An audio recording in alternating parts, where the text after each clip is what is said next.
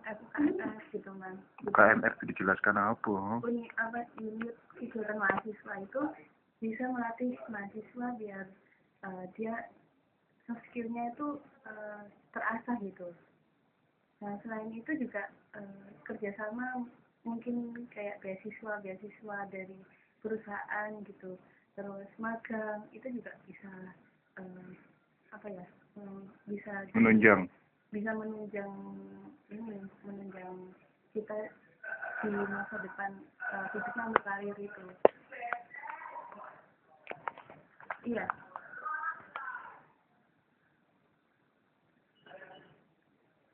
Psikologi kan luas Mas, jadi tidak hanya sebagai psikolog saja gitu. Kita ada dari psikologi itu kan ada empat konsentrasi. Ada industri, pendidikan, terus kemudian sosial, klinis. Sama klinis. Ya nanti kita tinggal kita arahnya mau yang mana gitu, minatnya yang mana. Ya.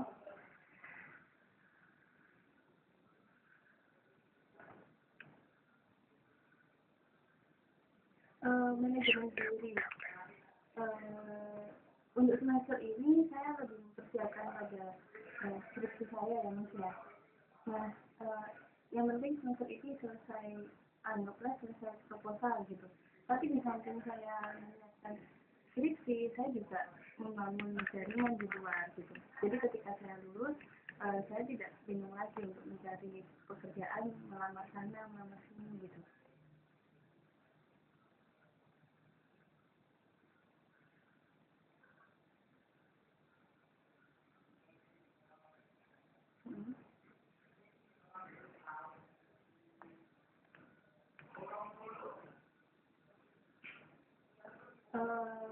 Kalau manajemen kognitif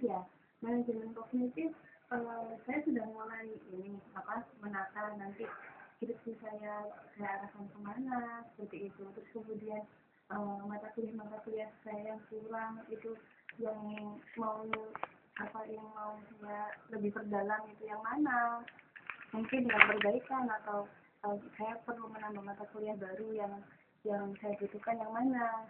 Itu juga perlu perlu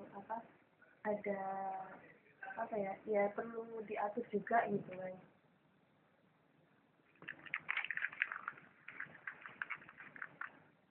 Kalau emosional diberikan atau tidaknya ini tergantung bagaimana mahasiswa itu sendiri mengasah dirinya gitu Mas.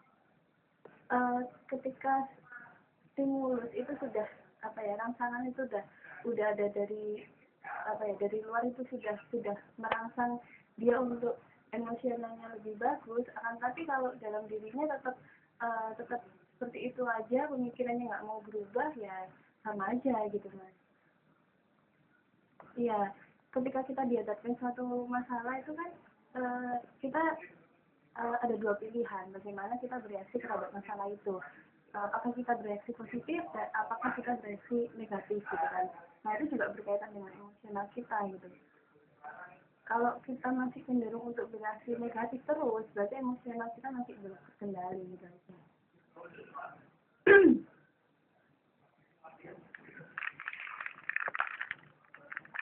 Jelas itu Mas.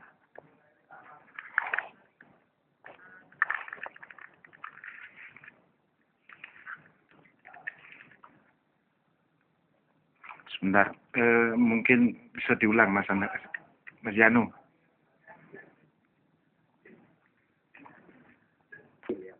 Sedangkan yang pada tahap kedua tidak cukup dengan technical skill, dia harus memiliki kemampuan communication skills.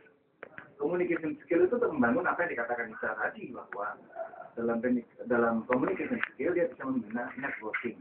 Kasarannya itu centela, kasarannya itu koneksi, link, sehingga orang jadi tahu, oh Nisa memiliki skills ini, Nisa memiliki kemampuan ini.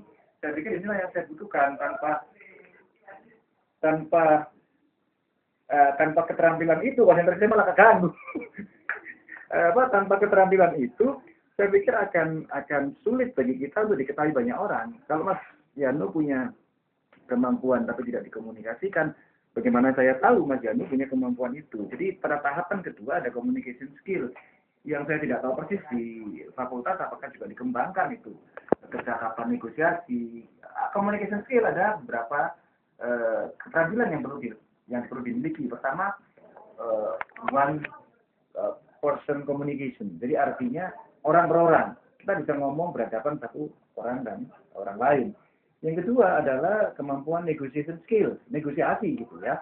Kamu mau begini nggak? Kalau kamu mau begitu, apa yang kita dapat? Yang ketiga, dia mesti kemampuan namanya presentation skills ya, kemampuan mempresentasikan. Ini yang presentation skills saya pikir di dunia kampus sudah diajarkan. Yang paling tinggi adalah public speaking skills ya. Dan sekarang yang namanya ICT ya, bagaimana memanfaatkan network itu sebagai promo and branding untuk diri sendiri, self branding and self promotion for your competencies kan gitu, Mas.